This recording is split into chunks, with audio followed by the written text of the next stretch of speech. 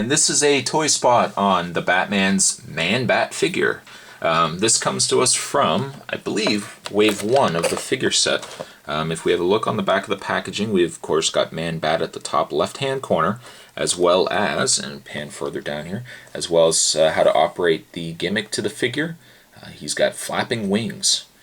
I'm excited. Let's get this going. Figures also in the wave are the Batmobile. We've got a larger 10-inch Batman, and then we've got a slew of a variety of different colorful Batmans. Never a fan of those. And we've got the regular Batman, Joker. We've got Bruce Wayne, which I've already reviewed. We've got Bane, and we've got a Batcycle.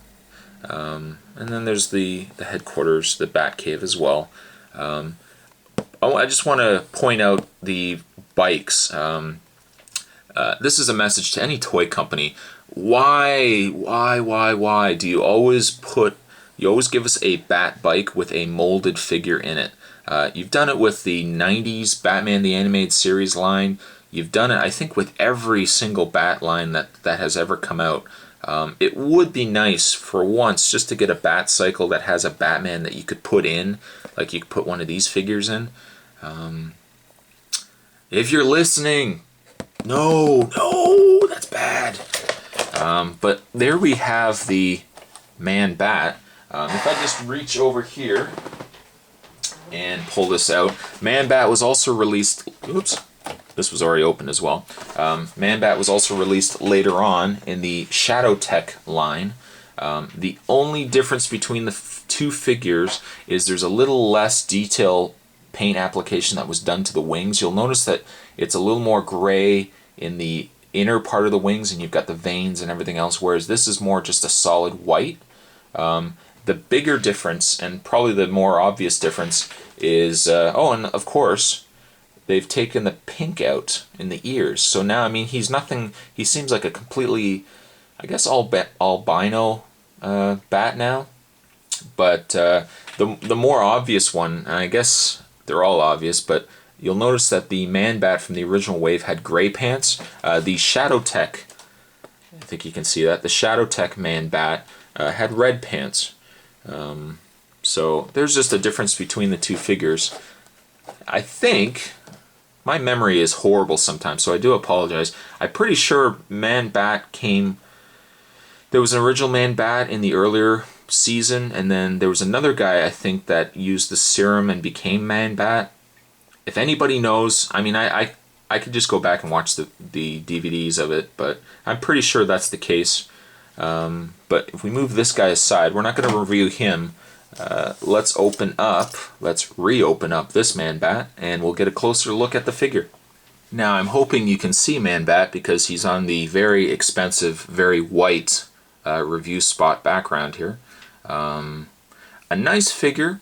I mean, there is a lot of detail that was put into the figure. You'll notice that his wings are all folded up, and there's my hands.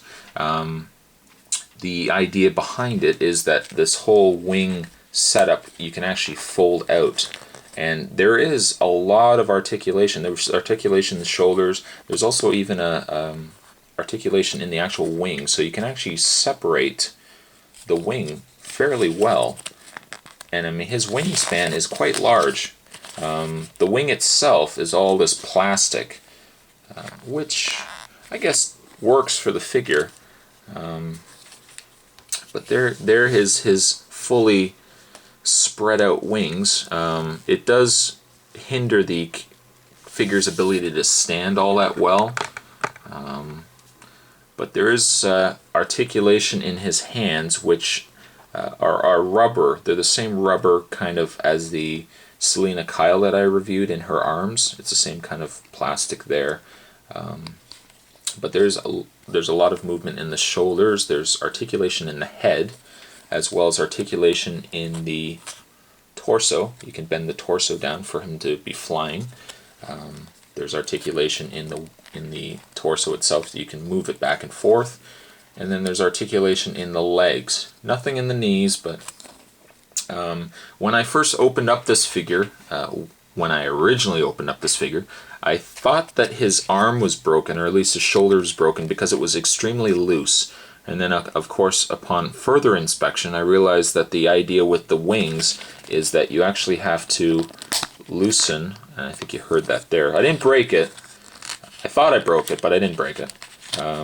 This one doesn't come out as well, but the idea is once those wings are loose, there's these little tabs at the back here, and what you can do is, and it probably won't show all that well. I mean, it's not a great gimmick, but the idea is that these wings spread out, and then there's a little tab on the back here that you put your thumb on or your finger, and you just press it to flap his wings. It's a bit of a retarded gimmick. It would have been nice if they had just put a button on here and you can just, because I mean, you know, for a kid it's a lot easier to press a button and just have his wings flap than to, you know, put your fingers on each tab and do it. But yeah, when I opened up the figure, I thought this was the problem with it. I thought it was just a broken shoulder, but the idea is that this does push back in, and then you get a solid figure. Then you get a solid shoulder again. It's a nice figure overall. I guess I could recommend either one of them because it's the exact same figure, but this one has a lot more detail than the Shadow Tech Man-Bat.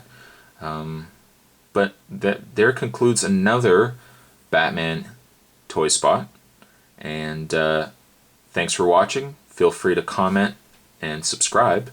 And I will catch you guys later.